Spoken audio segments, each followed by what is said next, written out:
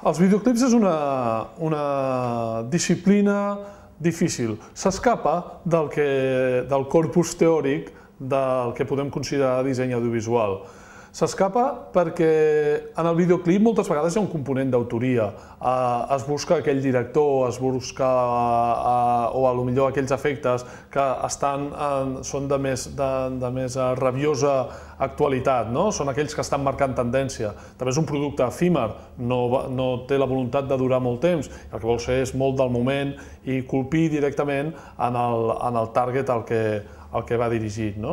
Aquests components que són més de la tendència, més de buscar l'efecte per l'efecte, de buscar potser un codi d'un director que és més personal, és més el seu codi d'expressió, no tan sotmès a aquests processos creatius més racionalitzats i conceptualitzats, fa que s'estigui situant molt a la vora del que és l'experimentació, del que podíem començar a parlar de videoart i llavors, o de l'art, i per tant aquí seria una mostra clara que el disseny audiovisual és difícil de sotmetre'l a una rigorositat.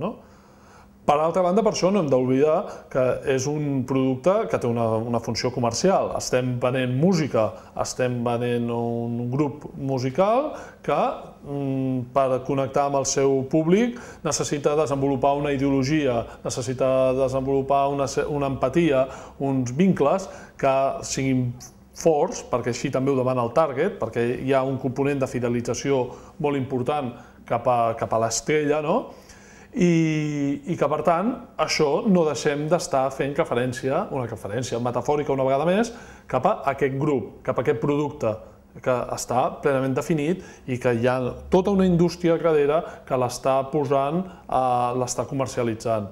Per tant, en aquest aspecte, el videoclip se'ns torna a aproximar cap al corpus fort, al corpus teòric del que podem considerar com disseny audiovisual.